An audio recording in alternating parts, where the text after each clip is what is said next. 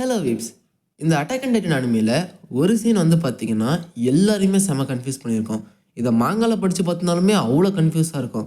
அது என்ன சீனுனா நம்ம எல்லாருக்குமே ரொம்ப பரிச்சயமான எரனோட பிரெயின் வாஷிங் சீன் தான். இந்த பிரெயின் வாஷிங் சீனை வந்து பார்த்தீங்கன்னா எனக்கு புரிஞ்ச அளவுக்கு உங்களுக்கு நான் எக்ஸ்பிளைன் பண்ண போகிறேன்.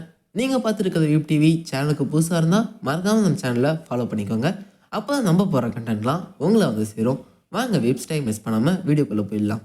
இந்த வீடியோவில் நான் சொல்ல போகிறது எல்லாமே வந்து பார்த்திங்கன்னா எனக்கு புரிஞ்சது தான். மோஸ்ட்லி இந்த விஷயத்த தான் நிறைய தியரிலையுமே சொல்லியிருப்பாங்க. ஸோ இதை பற்றி நம்ம இன்னும் தெரிஞ்சுக்கணுன்னா ஃபஸ்ட்டு நம்ம அட்டாக் டைட்டனோட பவர்ஸை தெளிவாக புரிஞ்சுக்கணும். அட்டாக் டைட்டனோட பவரை யூஸ் பண்ணி நம்ம டைட்டன் ஷிஃப்டர்ஸோட ஃபியூச்சர் மெமரியை பார்க்கலாம். இதில் வந்து பார்த்திங்கன்னா ஒரு பெரிய மிஸ்கன்செப்ஷன் இருக்குது. அதாவது எரனோட ஃபியூச்சர் மெமரியை பார்க்க முடியாது.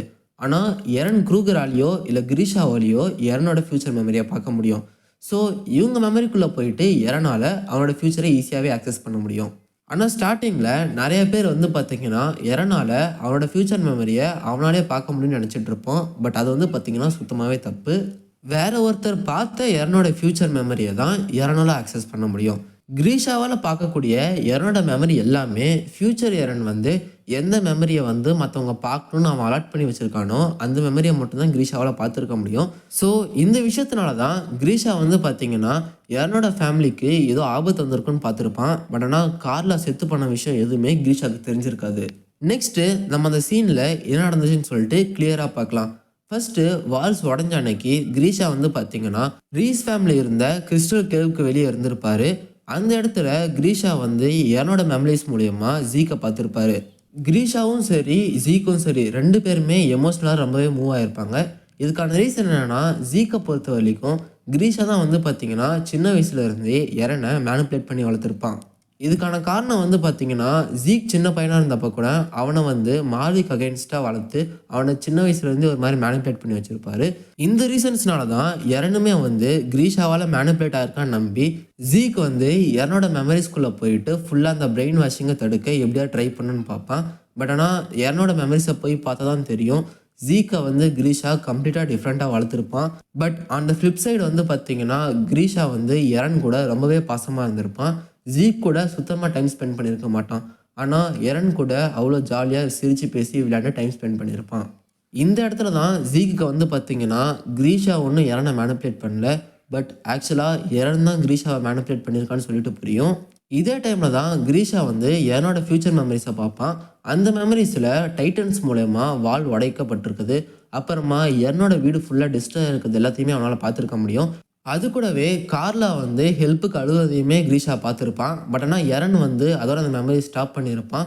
காரில் செத்து பண்ண விஷயம் எதுவுமே கிரீஷாவுக்கு தெரிஞ்சிருக்காது. இதுக்காக தான் கிரீஷா வந்து அந்த மெமரிஸ் ஃபுல்லாத்தையும் காட்ட சொல்லி எரன் கிட்ட அழுதுட்டு இருப்பான். இதுக்கப்புறமா கிரீஷா வந்து அவனோட மைண்டை மேக்கப் பண்ணிக்கிட்டு ஃபவுண்டிங் டைட்டனை இன்ஹெரிட் பண்ணுறதுக்காக அந்த கிறிஸ்டல் கேவுக்குள்ளே போவான். அங்கே போயிட்டு கிரீஸ் ஃபேமிலி கிட்ட ஹெல்ப் கேட்பாரு. பட் கால் ரீஸோட வவுக்கு இனௌன்ஸ் பண்ணியிருக்கிறதுனால ஃப்ரீடா ரேஸ் வந்து பார்த்திங்கன்னா கிரீஷாவோட ரெக்வஸ்ட்டை அக்செப்ட் பண்ண மாட்டா. கிரீஷா என்னதான் ரீஸ் ஃபேமிலியை சாவடிச்சு ஃபவுண்டிங் டைட்டனை இன்ஹெரிட் பண்ணுறதுக்கு ரெடியாக உள்ளே வந்திருந்தாலுமே அங்கே அந்த சின்ன பசங்களெல்லாம் பார்த்துட்டு அவர் ரொம்பவே மனசுடைஞ்சு போயிடுவார். ப்ளஸ் அந்த சின்ன குழந்தைங்களை சாவடிக்கிறதுக்குமே கிரீஷா ரெடியாக இருக்க மாட்டான். அதனால கொஞ்ச நேரமாக டிப்ரெஸ்டாக உட்காந்துட்டு இருப்பான். ஸோ இங்கேருந்து தாங்க அந்த ஃபேமஸான சீன் ஸ்டார்ட் ஆகுது. எனக்கு புரிஞ்ச அளவுக்கு நான் தெளிவாக சொல்ல ட்ரை பண்ணுறேன். நீங்களும் வீடியோவை பொறுமையாக பாருங்கள். ஃபஸ்ட்டு கிரீஷா வந்து பார்த்திங்கன்னா ரீஸ் ஃபேமிலிக்கிட்டே ஹெல்ப் கேட்டிருப்பான். அந்த ஹெல்ப்பை அவங்களும் டினை பண்ணிவிடுவாங்க. அந்த ஃபேமிலியில் இருக்க சின்ன பசங்களை சாவடிக்க முடியாதுன்னு சொல்லிட்டு கிரீஷா டிப்ரெஸ்டாக உட்காந்துருப்பான். இது வரைக்கும் நடந்தது எல்லாமே கிரீஷாவோட பாஸ்ட் மெமரி. இந்த பாஸ்ட் மெமரியை ஃப்யூச்சர்லேருந்து எரன் பார்த்துக்கிட்டு இருக்கான். எரன் வந்து ஃப்யூச்சர்லேருந்து இந்த கிறிஸ்டல் கேவுக்கு வந்து இங்கே நடக்கிற விஷயம் எல்லாத்தையுமே தெளிவாக பார்த்துட்டு இருப்பான். இந்த விஷயம் எரனோட ஃப்யூச்சர் மெமரியில் போய் ஸ்டோர் ஆகிடும்.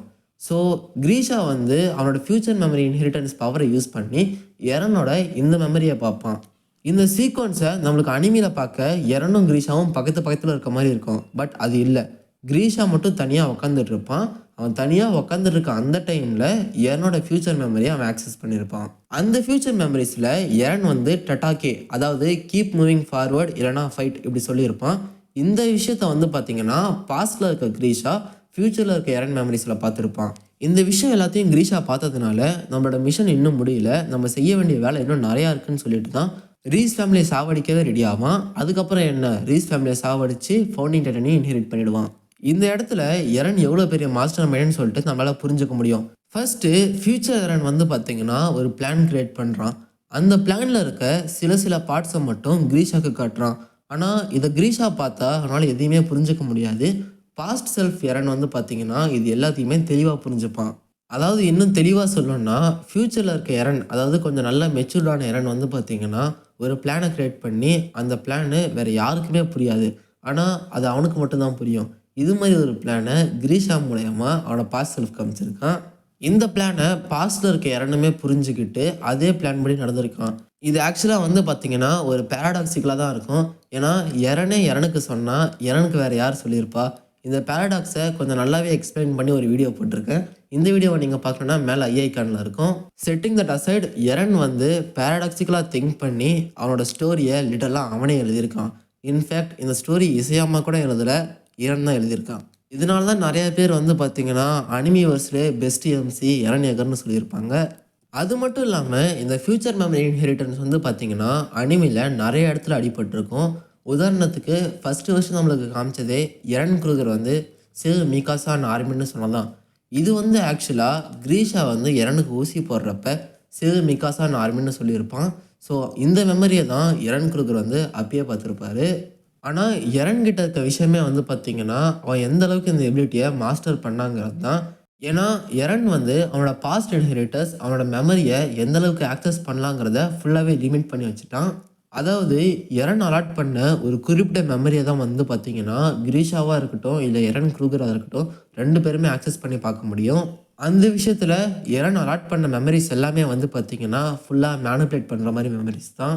ஒன்ஸ் அகைன் இதனால தான் அனிமிவர்ஸ்லயே எரன் வந்து பெஸ்ட் எம்சியா இருக்கான். உங்களுக்கு இந்த டட்டாகே சீனை நல்லா எக்ஸ்பிளைன் பண்ணியிருப்பேன்னு நான் நம்புறேன். உங்களுக்கு சப்போஸ் புரியலன்னா கமெண்ட்ல போடுங்க. உங்களுக்கு கமெண்ட்ல இன்னும் தெளிவா நான் சொல்றேன். ஸோ இதோட இந்த வீடியோ முடியுது. வீடியோ பிடிச்சிருந்தா லைக் பண்ணிட்டு மறக்காம சேனலை ஃபாலோ பண்ணிக்கோங்க. அதே மாதிரி நம்ம சேனல் பேஜில் இருக்க மற்ற இன்ட்ரெஸ்டிங்கான வீடியோஸையும் செக் அவுட் பண்ணி பாருங்க. உங்களை அடுத்த வீடியோவில் பார்க்குற வரைக்கும் நீங்கள் பார்த்து என்ஜாய் பண்ணது வீப் டிவி சைனிங் ஆஃப்.